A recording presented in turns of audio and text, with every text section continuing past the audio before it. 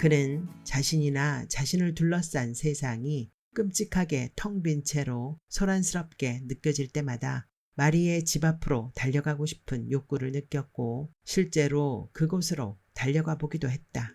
그는 오랜 시간 서성이며 그 집의 불이 켜졌다 꺼졌다, 창문이 열렸다 닫혔다 하는 모습을 반복해서 보았다.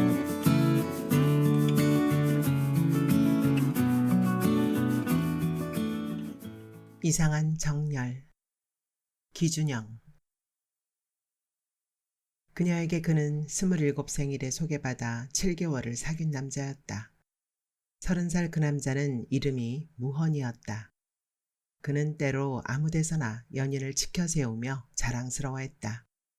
있지, 넌 뭔가 신이 나서 말할 때 10살은 어려 보여. 그때 너의 눈은 반짝 빛이 나. 많이 먹어. 살 빼지 마. 그대로가 좋아. 주황색이 잘 어울려. 긴 머리칼 자르지 마. 샴푸도 채소도 내가 사주는 유기농 제품만 써. 내 예쁜 별님. 그녀의 본명은 말희였다. 어떤 여자들이 옷장 저 깊숙한 데다 한두 벌쯤 처박아둔 유행질한 주름치마 같은 이름. 물론 정감 어린 데가 없진 않았지만 그녀는 자기 이름을 소개해야 하는 자리에서 말희 대신 말이라고 흘려쓰거나 말하곤 했다. 무헌은 크리스마스를 어떻게 보낼 것인지에 대해 초가을부터 떠들어대기 시작했다. 마리는 좀처럼 입을 다물 줄 모르고 떠벌리며 들떠있는 그가 신기해서 때로 손뼉을 쳐가면서 화답해줬다. 그래, 그게 좋겠다. 그래, 그것도 좋겠다. 그는 일관되게 서툴렀다. 그와 키스하던 때마다 마리는 그와 자도 좋겠다는 생각을 했지만 그는 그녀에게 자자고 하지 않았다. 지켜줄게 했다. 그와 함께 있을 때 그녀는 때로 불타올랐다가 얼음 창고에 갇히곤 하는 벌받은 인형 같았다. 그러다 그들은 그의 크리스마스를 함께 보내지 못하고 관계를 정리하게 된다. 늦가을 무렵이었다. 누구의 잘못이라고 꼭 집어 말할 필요가 있는가 모르겠지만 굳이 말하자면 내 탓이었다고 생각한다 라고 마리는 친구에게 털어놓은 적이 있다. 4월부터 9월까지 그녀는 그와 이것저것 함께 했지만 10월 중순으로 접어들자 만사에 시들해져서 맥없는 시선으로 그를 바라봤다. 11월이 되자 혼자 시간을 갖겠다며 화를 냈고 간혹 슬픈 표정으로 자기를 가만히 내버려 두라고 호소했다. 그는 그녀와 아직 해보지 못한 일들이 얼마나 많은지 또 앞으로 어떻게 하면 그녀가 그를 다시 받아줄 수 있을지 묻고 되뇌며 괴로워했다. 그녀는 세련되고 성숙한 이별의 방식에 관한 책들을 서너 권 찾아 읽었지만 실전에서는 아무짝에도 쓸모가 없었다. 그래서 최대한 비겁하게 행동하기로 했다. 전화를 받지 않았고 어쩌다 연락이 닿게 되면 새로 만나는 사람이 있는 것처럼 꾸며댔다. 그 무렵 무헌은 프랑크푸르트 지사로 발령이 나 있었다. 최소한 1년 반 정도 해외로 나가 있게 된 마당에 결혼 계획을 꺼내놓지 않아서 그녀가 마음을 정리한 것 아닌가 지레짐작하여 다급히 청혼을 해 그녀 마음을 돌려보려고 했지만 그녀는 냉담했다. 이듬해 무헌은 직속 상사와 몇 차례 불화를 겪으면서 탈모가 진행됐다. 머리털이 일찌감치 하얗게 새기 시작한 건 어쩔 수 없다고 받아들였지만 머리가 벗어지기까지 하는 데는 초연하기 힘들었다. 식이요법, 두피 마사지, 바르는 약과 먹는 약을 가리지 않았으나 효과를 보지는 못했다. 그는 스스로 인내심이 많은 편이라고 생각해왔지만 그게 꼭 좋은 것만은 아니라고 반추하기도 했고 예고 없이 일어난 사사로운 일들에 과민해지며 괴팍하게 굴었다. 현지에 남을 것인지 한국으로 돌아갈 것인지를 고민해야 하는 시점이 왔을 때 그는 한국으로 돌아가 다른 일을 시작하는 것으로 마음을 정했다. 그리고 귀국하는 비행기에서 우연히 제외한 대학 동창과 2년을 사귀다 결혼했다. 결혼 5년 차에 접어들면서 무헌은 아담한 전원주택을 지었다. 좋은 시절이었다 라고 그의 아내는 회고했다. 그가 다니던 바이오 산업체에서는 친환경 농법으로 재배한 약초에서 추출한 성분으로 찜질팩과 한방 화장품을 개발하여 매출 기록을 갱신했고, 그가 사놓은 땅은 도로 개발로 값이 뛰었다. 무언의 형은 그즈음 원목 수입과 인테리어 사업을 하는 친구와 어울려 다녔는데, 형의 친구가 무언이 집을 짓는데 이런저런 조언과 도움을 주었다. 지금은 폐관된 행복을 부르는 집이라는 월간지에는 무언의 이 전원주택이 사진과 함께 소개되기도 했다. 그때 집안 이곳저곳에 카메라를 들이대던 사진기자는 안방 벽에 걸어놓은 커다란 결혼사진 속에서 웨딩드레스를 입은 신부의 배가 불룩한 것을 보았다. 무헌은 신부의 뱃속에 그때 이미 6개월 된 아기가 있었다고 기자에게 이야기해 주었다. 아기의 태명은 별님이었다. 무헌의 아버지가 곧 태어난 손녀를 위해 현서라는 이름을 지어주었으나 부부는 딸아이가 6살이 되기까지 현서보다는 별님이라는 애칭으로 부르기를 즐겼다. 현서는 어릴 적에는 얌전하고 총명해서 부모의 행복이었다가 사춘기에 접어들자 공부에 별 뜻이 없는 사고뭉치로 변하면서 골칫거리가 되어갔다. 현서가 16살 되던 해 여름날에 무헌의 아버지가 뇌출혈로 쓰러졌다. 장례식을 치르고 한 달 후 무헌은 이혼을 했다. 현서는 제 엄마가 키우기로 했다. 무헌은 진돗개 새끼 한 마리를 분양받았다. 오랜만에 만난 고등학교 시절의 친구가 개보다는 낚시에 취미를 붙여보는 편이 어떻겠냐고 하면서 커다란 참돔을 잡아 올린 자기 사진을 스마트폰에서 찾아 보여주었다. 친구는 대구에 있는 무역회사에 다니고 있었는데 일이 있어서 서울에 올라왔다가 재밌는 모임에 참석하게 됐다면서 거기서 만난 부부가 마련한 저녁 식사 자리에 동석하지 않겠느냐고 물었다. 무헌은 사람 두루 알고 지내서 나쁠 것 없다는 비즈니스 차원에서가 아니라 혼자 저녁을 먹는 일이 번거로웠는데 잘 되었다 싶은 생각에 친구를 따라 나섰다. 그리고 거기서 마리를 만났다. 마리는 무릎까지 오는 회색 치마를 입고 그 집의 주방 한쪽에 앉아 있었다. 어머, 이게 누구야?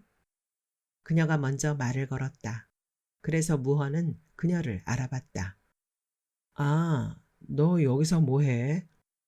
그도 마치 어제 만났다 헤어진 사람처럼 그녀에게 되물었다. 그녀는 홀쭉하니 말랐고 머리칼도 머리통에 착 붙을 만큼 짧았다. 목소리는 약간 허스키해진 것 같았다. 회색 치마 위에는 하얀 앞치마를 둘렀다. 손가락은 여전히 가늘고 길었으나 마디에 굵은 주름이 졌고 피부는 윤기가 없이 거칠어 보였다. 남편은 어딨어? 여기 없어. 이 집 식구 아니야? 아니야. 무헌은 그럼 왜 여기서 앞치마를 두르고 있는가 묻고 싶었지만 그때 안주인이 주방으로 들어와 마리에게 음식이 식지 않도록 주의하라고 시켰기 때문에 질문할 기회를 놓쳤다. 안주인은 무헌에게 왜 주방에서 서성대고 있는지, 혹시 뭘 찾는 건 아닌지 물었다. 그는 다 괜찮다고 하면서 테이블 위에 있던 음료수를 들어 한 모금 마셨다. 안주인이 거실로 나가자 그도 따라 나서려 했다. 마리가 그때 테이블보에 가려져 있던 다리 한쪽을 드러내며 일어섰다. 다리에 세로로 길게 흉이 져 있었다.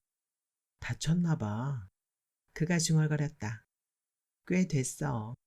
마리가 짧게 대꾸하면서 뒤돌아섰다. 무헌은 거실로 나와서 사람들 속에 다시 섞였다. 치과 의사, 변호사, 수입차 세일즈맨, 작가가 동석한 자리였다. 어느 경영자 과정에서 만난 사람들이라 했다. 무헌의 친구는 안주인이 자리를 잠시 떴을 때 무헌의 귀에 대고 안주인이 보기와는 다르게 남편보다 5살 연상이라고 넌지시 일러줬다. 그녀가 이번 모임을 이 집에서 갖자고 했단다. 아주 샤프한 여자야. 친구가 말했다. 무헌은 중간에 잠깐 진돗개 이야기로 주목을 끌었으나 곧 사람들에게 잊혔다. 무헌이 다시 주방 쪽으로 걸어 들어갔을 때 그에게 신경을 쓰는 사람은 아무도 없었다. 그는 마리에게 다가갔다. 그녀는 냉장고에 기대선 채 앞치마 어깨끈을 매만졌다. 애는? 그가 물었다. 하나 있어. 그녀가 대답했다. 넌? 그녀가 물었다. 난 혼자야. 그가 대답했다. 무헌은 이튿날 병가를 내고 쉬었다. 열이 나고 목구멍이 뜨거웠지만 1시간 정도는 개를 데리고 산책했다. 횡단보도에서 누군가 그에게 개가 크면 팔 거냐고 물었다. 그는 마당이 넓은 집으로 이사를 갈 것이라고 대답했다. 그러려면 집이 팔려야 될 텐데 하고 생각하면서 집으로 돌아왔다. 전원주택 주변의 전원은 사라진 지 오래고 집은 낡았으며 혼자 살기에는 횡하니 넓었다. 그는 진돗개에 발을 닦고 그릇에 물을 채워준 뒤 작은 방에 들여넣었다. 그리고 자기는 바나나를 잘라 넣은 시리얼에 우유를 부어 숟가락으로 떠먹으며 전원을 켜지 않은 채로 깜깜한 텔레비전 모니터를 쳐다보았다.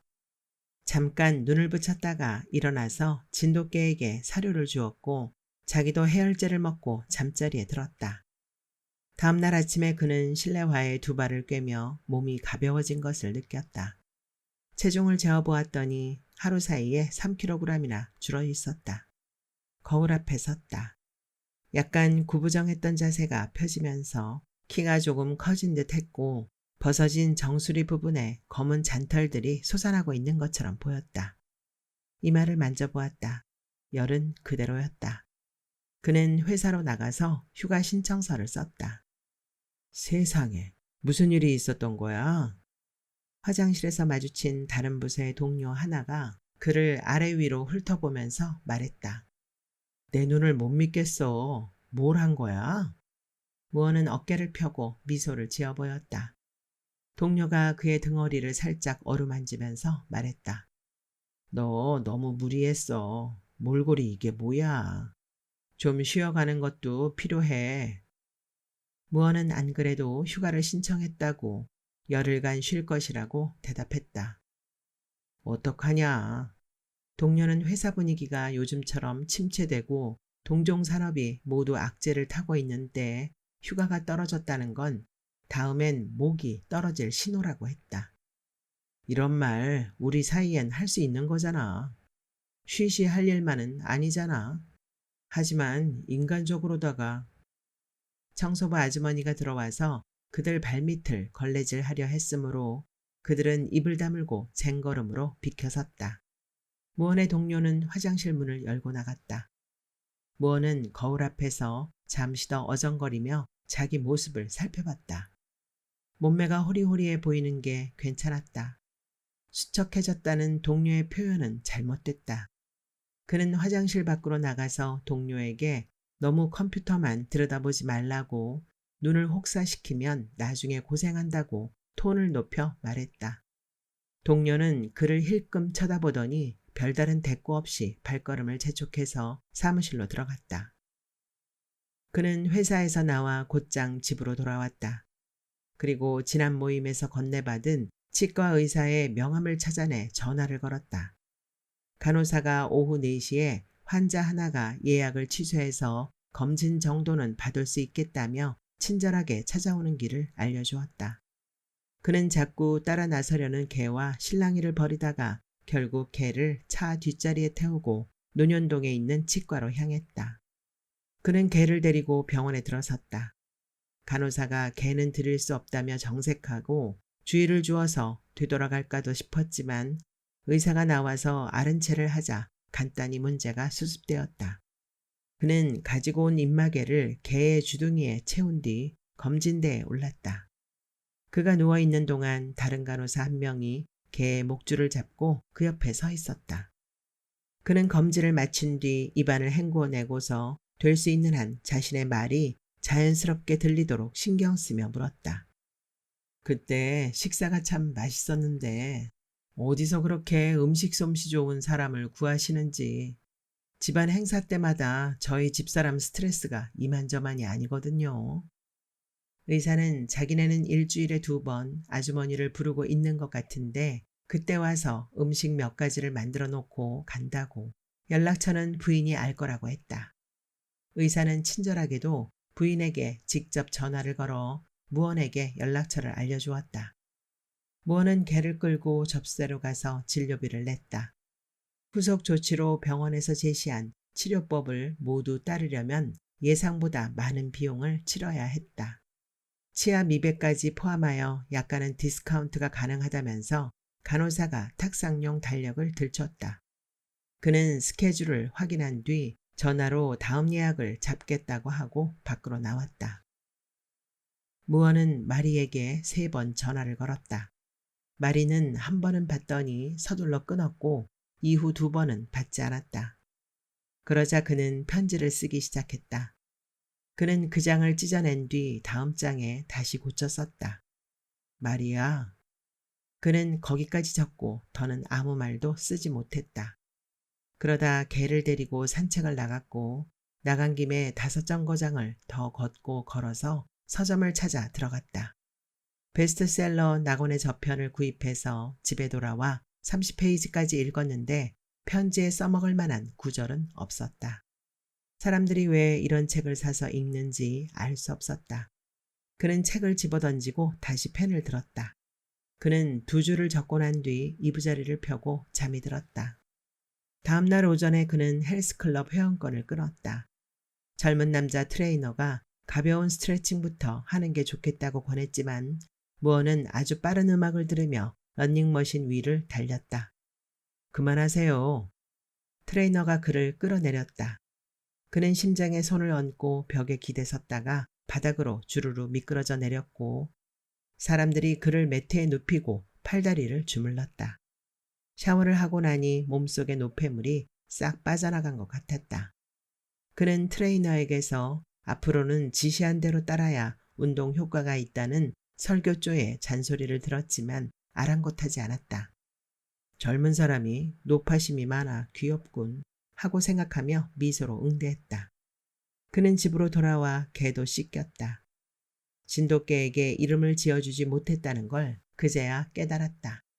그는 탄이라는 이름을 붙였다. 탄, 이리 와. 탄, 가만히 있어. 그러다 그는 마리의 전화를 받았고 2시간 뒤에 자신의 차에 마리를 태워 드라이브를 했다. 목이 말라.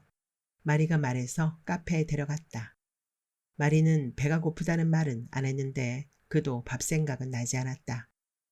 마리는 사고로 다리를 다쳐서 한동안 병원 신세를 졌다고 말해주었다. 그래도 미니스커트 입으면 봐줄만 한 게 각선미는 아직 30대 같다는 농담도 했다. 마리는 명랑했다. 결혼하자마자 살림에만 매달려서 이제는 할 줄 아는 게 살림뿐이라고 사는 게 참 웃기고도 단순하다며 미소 지었다. 그는 그 말, 참 웃기고 단순하다는 게 전혀 새로운 말이 아닌데도 듣기에 새롭고 좋았다. 그들은 무언의 휴가 기간에 2번 더 약속을 잡아 만났다. 한 번은 진돗개 탄을 데려갔다. 마리는 개를 좋아하지는 않는 편이지만 탄이 영리한 것 같아 마음에 든다고 했다. 그는 그 다음번 만남에는 개를 데려가지 않았는데 그날은 집을 나서기 전에 딸이 들이닥쳐 경황이 없었다. 딸은 무언에게 엄마가 우울한 것 같다고 아빠가 가서 위로를 하라고 둘이 어떻게 좀 잘해보면 안 되느냐고 하더니 바닥을 뒹굴며 엉엉 울었다. 탄이 짖으며 그 주위를 맴돌았다. 개와 사람의 혼돈과 소요가 공기를 덮였다. 끝내는 한방에 있는 그들 모두가 질식할 것 같은 슬픔으로 가슴이 미어지는 중이었다. 그는 딸을 달래고 나서 창문을 모두 열고 환기를 시켰다. 현서야, 뭐 좀 시켜 먹고 있어. 개는 축 늘어져서 그의 발끝을 2번 핥았다. 개랑도 좀 같이 있어주고 이 녀석도 놀랐나 보다. 물지 않아. 좀 안아줘봐. 그는 그래놓고 마리를 만나러 갔다. 마리는 이날 가슴과 허리에 선이 드러나는 원피스를 입고 나왔지만 그가 너랑 하고 싶다고 말했을 때 그때 못한 건 지금도 못한다며 거절했다. 뭘 하고 싶은지 묻지도 않냐? 고 그가 말하니 말 안 해도 안다며 자기는 그 부분에 관해서라면 흥이 떨어졌다고 대답했다. 마리는 그에게 종교를 가져보라고 권유했다. 너 너무 피곤하고 지쳐 보여. 불안하고 우울해 보여. 마리는 고개를 설핏 저으며 말했다. 그러나 그가 너는 무엇을 믿고 있는가 물었을 때 그녀는 자기에겐 종교가 없다고 대꾸했다. 사고 당하고 나서 복잡한 생각들 다 버렸어. 인생에서 7달은 별게 아니야. 너도 참 너다. 우리 그만 만나는 게 좋을 것 같아.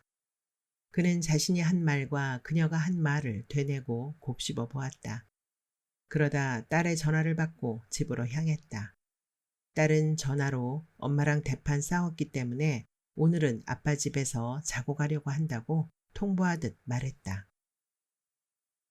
그는 밤새 무언가를 쫓아다니는 꿈을 꾸었는데 새벽녘에 눈을 뜨자 조금 열어뒀던 창문 틈으로 바람이 새어들어와 얇은 커튼 자락이 하늘거리는 게 보였다.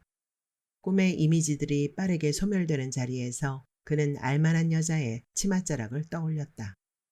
아침이 되어 그는 주방으로 나와 식탁에 앉았다. 물 한 잔을 아끼듯 천천히 한 모금씩 우물거리다 목으로 넘겼다. 얼마 있다가 딸이 산발한 채 걸어 나와 냉장고에서 막 꺼내온 차가운 풋사과를 한 입 사각 베어 물고는 아작아작 소리내 씹으며 그의 곁으로 다가섰다. 그는 비밀을 품은 사람처럼 표정을 내보이지 않았지만 얼굴이 익은 과일처럼 붉었다. 딸이 그의 팔을 살살 건드렸다. 아빠, 오늘 집에 있게?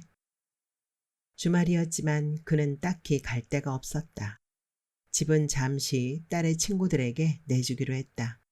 타는 그가 데리고 나왔다. 딸과는 화해를 했다. 그래도 아빠 집도 있고 엄마 집도 있고 그러니까 좋은 것 같아. 친구들이 좋아할 거야. 요즘 기분이 되게 다 시시해졌거든. 아빠도 기분 전환하고 와. 내가 내일 아침에 해장국 끓여줄게. 술 먹고 늦게 와도 돼. 나 국 끓이는 거 잘해. 엄마보다 잘할걸. 그는 집을 나서면서 이상한 기분이 들었다. 어쩌녁 딸의 서러움과 울분으로 집의 벽이 휜 것 같았다. 밖에서 보니까 집은 조금 부풀어 오른 것처럼 보였다. 그리고 그 집의 주인은 자기가 아니라는 생각이 들었고 자신이 딸 정도 나이에 소년이 된 듯한 기분이었다. 그는 영원히 돌아갈 데가 없는 사람의 슬픔을 생각하면서 점점 자유로워졌다. 그는 어린 날 보았던 만화 영화의 주인공처럼 개와 함께 뛰었다. 그의 동료가 그에게 전화를 걸어와 다음 주에 회사에 나오면 분위기가 많이 달라져 있을 것이라고 서로 몸 조심들 하자고 했지만 그는 숨이 차서 대꾸하지 못하고 헉헉 입바람만 불어댔다. 아직도 아픈 거야? 동료가 근심했고 그는 날씨가 정말 좋다고 숨을 몰아쉬며 대꾸했다. 동료는 뭐라고 말을 더 하려는 듯 했지만 무어는 전화를 끊었다. 소형차 한 대가 길을 비켜달라며 클락션을 울렸기 때문이다. 무어는 마리에게 전화를 걸었다. 마리는 받지 않았다. 그는 전화를 걸고 또 걸었다. 음성 메시지도 남겼다. 문자 메시지도 보냈다.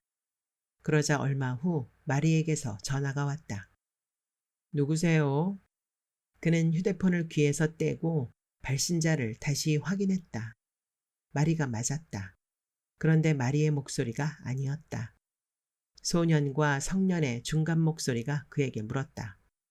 누군데요? 뭔데? 어딘데요? 무언의 휴가는 끝났다. 아픈 데는 딱히 없었는데 열이 내리지 않았다. 어딘가 염증이 생긴 모양이라고 걱정하면서도 병원에 갈까 말까 고민만 했지 정작 가보지 못했다. 출근해서 몇 군데 전화를 돌리고 미팅을 잡고 보고서를 검토했다. 회사는 새로운 산학협회 프로젝트를 추진 중이었고 예산 일부를 지자체에서 지원받게 될 것이다. 신문지상의 향후 사업 전망에 관한 보도도 나갈 것이다. 동료들이 그에게 잘 쉬었느냐고 좋은 타이밍에 에너지를 충전하고 온 것 같다며 부럽다고 인사했다. 그러더니 갑자기 무슨 일인가 돌아가는 분위기가 조성되고 있다고 전반적으로 그렇지 않느냐고 그에게 물었다. 무헌은 이후 어느 월요일에 마리를 만났다. 둘은 할 게 별로 없었다. 그는 슬퍼했고 그 바보 같은 슬픔이 마리에게는 옛날 일의 향수를 불러일으켰다. 그들은 같이 잤다. 별일은 없었다. 뭘 했다고도 안 했다고도 할 수 없이 그는 서툴렀다. 마리는 그때 그를 쓰다듬는 대신 잠이 깬 탄의 머리를 쓰다듬었다. 무언이 텔레비전을 켜자 첫사랑을 만나 불륜으로 빠진 남녀의 이야기가 흘러나왔다. 공교로운 일은 아니었다. 흔하게 재현되는 이야기가 그때도 그들 주변에서 재현되고 있을 뿐이었다. 세상 모든 사람들이 놀라는 척하지만 실은 그다지 놀라지는 않고 남들의 생은 어떠한지 쳐다보게 되는 그런 민낯의 이야기들. 무헌과 마리는 서로의 유일했던 사랑은 아니었다. 두 사람 다 그걸 알고 있었다.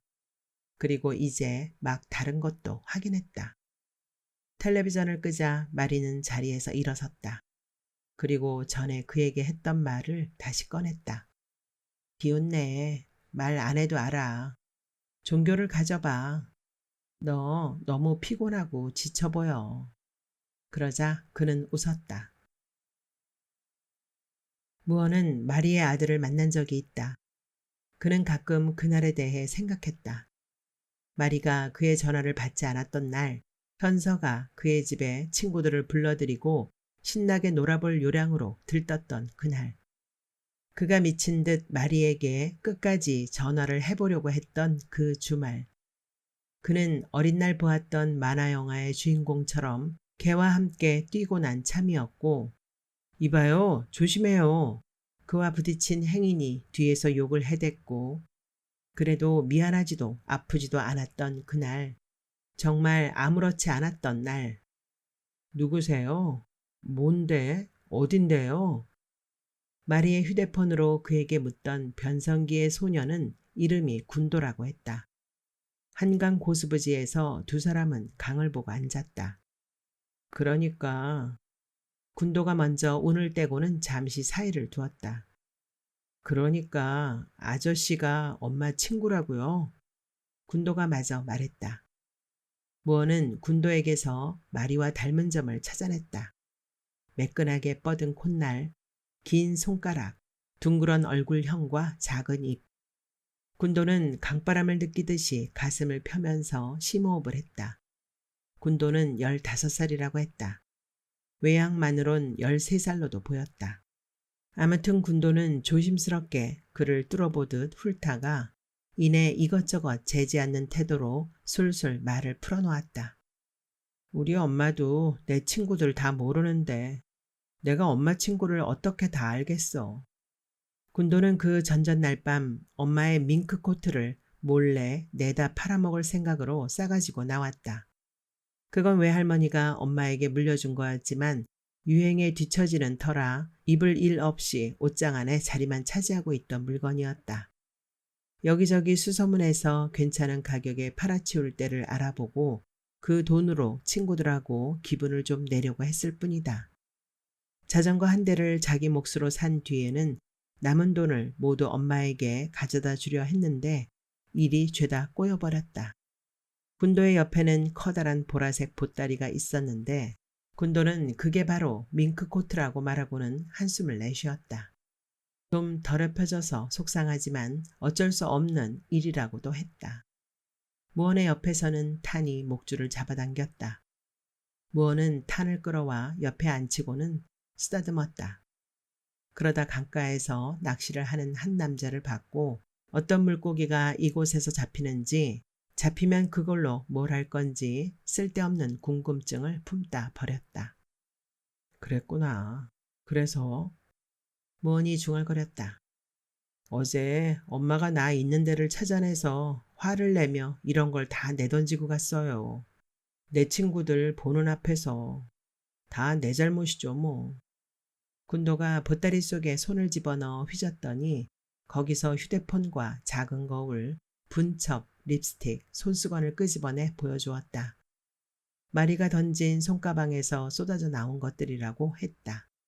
손가방과 지갑은 도로 마리가 챙겨갔다는 말도 덧붙였다. 밍크코트와 잡동사니들 마리의 것이지만 지금 마리의 아들 손에 보따리를 이룬 그것들, 무언은 자신도 그 어떤 보따리 속에 속하는 물건 같다는 생각을 잠깐 했다. 아저씨는 뭘 잘못했는데요? 군도가 물었다. 뭘 잘못해서 계속 전화하고 그런 거예요? 아님 우리 엄마가 아저씨한테 뭐 잘못했어요? 무언이 망설이니까 군도는 대답을 굳이 듣고 싶지도 않다는 듯이 자리를 털고 일어서서 다른 질문을 던졌다. 내가 개 끌어봐도 돼요? 보따리를 지키는 소년과 경계하는 개, 자기의 물질성을 헤아리는 초로의 남자가 있는 강가의 풍경. 군도가 탄을 끌었고 무언은 군도 대신 보따리를 들었다. 그러다 두 사람은 택시를 잡았고 탄과 커다란 보따리를 불쾌해하지 않는 마음씨 좋은 운전기사를 만난 것을 함께 다행스러워했다. 전화벨이 울리자 군도가 전화를 받았다. 말이었다. 무언은 군도의 옆자리에 다리를 모으고 앉은 채로 군도와 마리의 통화 내용을 엿들었다. 모자는 오래 대화하지는 않았지만 무언은 두 사람 모두 안도했다는 걸 느낄 수 있었다. 마리는 무언을 바꿔달라고 하지 않았다. 무언은 그들 모자에게 결정적인 인물은 아니었다. 저기 좀 기다렸다 엄마 보고 가세요. 제 집 앞에 내린 군도가 그렇게 인사한 것을 무언이 위로의 말처럼 느낀 것은 그 때문인지 몰랐다. 그렇지만 무언가가 그때 가슴을 스치며 베고 간 것 같았고 무언은 그 말을 조심스럽게 받아 안고 싶어졌다. 그는 그 집에 들어섰다. 오래된 연립주택 1층이었다. 안으로 들어서니 열린 방문 틈으로 부부의 침실이 보였다. 거실 벽에는 흔한 풍경 사진이 한 장 걸려 있었다. 타는 문턱에서 힘을 주면서 들어오지 않으려고 버티더니 무언이 줄을 놓아버리고 식탁으로 다가가 의자에 앉으니까 순순히 제 발로 다가와 그 밑에 쭈그리고 엎드렸다. 군도가 어디에선가 전단지 몇 장을 찾아들고 와 그걸 바닥에 펼쳐놓고는 그 위에 보따리를 가만히 내려놓았다. 그러고는 냉장고에서 큰 우유팩을 꺼내 통째로 들고 마시다가 토해냈다. 웩, 상해버렸네. 군도는 젖은 옷을 벗어들고 바닥에 엎드려 흘린 우유를 닦아냈다. 그리고 화장실로 들어가 옷을 내던지더니 문을 열어놓은 채 샤워기를 틀고 씻었다. 군도가 그 와중에 무언에게 뭐라고 소리치고는 계속 중얼중얼댔다. 그러나 물소리에 묻혀 무슨 말인지 정확치 않았다. 잠시 후 찰칵 소리와 함께 현관문이 열리면서 머리칼이 희끗한 사내가 실내에 들어섰다. 누구요? 사내는 허벅지통이 넓은 청바지를 입었고 불룩 나온 배 밑을 허리띠로 조였다. 키가 컸고 코도 컸고 목소린 굵고 낮았다. 여기서 뭐 하는 겁니까? 사내는 서둘지 않는 동작으로 바닥에 어질러진 전단지와 커다란 보따리를 주시하면서 그에게로 두 걸음 다가왔다. 탄이 고개를 바짝 쳐들고 있다가 몸을 일으켜 길길이 뛰면서 지저대기 시작했다. 무언은 목줄을 잡아당기며 진땀을 흘렸고 군도는 물에 젖은 채 팬티만 걸친 차림새로 화장실에서 뛰어나왔다. 사내는 멈칫했다. 세 사람이 이룬 구도 속에서 탄이 버둥거리며 짖었다. 종래엔 아픈 듯이 짖었다. 세 사람은 서로에게 침착하라는 표시로 허공을 다독다독했다. 마치 약한 날개짓을 하듯이 탄은 짖는 걸 멈추고는 다리가 풀린 듯 자리에 주저앉았다. 그 순간 무언은 자기 생이 오래전에 무언가를 건너뛰었음을, 건너뛴 그 부분에서 뭔가가 다시 시작되고 있는 듯한 기분을 느꼈다. 선생 걔가 상태가 좋지 않아 보이는데요. 병원에 좀 데려가지 그래요. 소란스러운 첫 대면이 끝나고 이런저런 대화가 짧게 오간 뒤에 마리의 남편은 그렇게 말했다. 마리의 남편은 지금은 가전제품 판매원이지만 과거에는 사냥개를 훈련시켰단다. 그의 무용담이 시작되려는 찰나 마리가 현관문을 밀고 안으로 들어왔다. 무언이 서툴게 인사말을 떼자마자 군도가 바닥에 털썩 무릎을 꿇었다. 미안해요, 엄마. 무언은 그 순간 저도 모르게 그 옆에 무릎을 꿇고 눈물을 쏟을 뻔했지만 감정을 억누르며 숨을 골랐다. 군도는 고개를 수그린 채 어깨를 들썩이며 흐느끼기 시작했다. 무언은 막막한 다음번을 기약하고는 개를 끌어안고 뒤돌아 밖으로 나왔다. 마리아. 무언이 그런 애칭으로 시작해 겨우 2줄 적담한 편지는 주어와 수어가 어긋난 채 마침표가 아닌 쉼표에서 멈추었고 아직 어디에 가 닿지 못했다. 그는 자신이나 자신을 둘러싼 세상이 끔찍하게 텅 빈 채로 소란스럽게 느껴질 때마다 마리의 집 앞으로 달려가고 싶은 욕구를 느꼈고 실제로 그곳으로 달려가 보기도 했다. 그는 오랜 시간 서성이며 그 집의 불이 켜졌다 꺼졌다, 창문이 열렸다 닫혔다 하는 모습을 반복해서 보았다. 안에서 아무런 기척도 느껴지지 않던 어느 저녁 무렵에는 그 집 앞을 오가던 이웃들의 모습을 살폈다. 그는 턱없이 더 집요해질 때도 있었다. 보라색 꾸러미를 들고 그와 한 택시에 올라탔던 소년, 가전제품과 개의 정통한 사내, 다리에 흉이 진 채로 나타난 옛사랑이 살고 있는 저편. 아니, 그가 부재한 자리에서 무언가를 통과해 왔고 이제 여기 당도에서 서걱거리고 부딪히고 신음하고 비틀렸다가 다시 환한 웃음이 되고 아무렇지도 않게 밝아오는 아침 해를 함께 맞는 것들에 모든 것을 친애하고 싶은 그의 마음은 한순간 너무 뜨거워져 정념과 헷갈렸다. 그는 때로 열이 오르고 야윈 채로 갈팡질팡했다. 생이 덧없다는 말은 무용했다.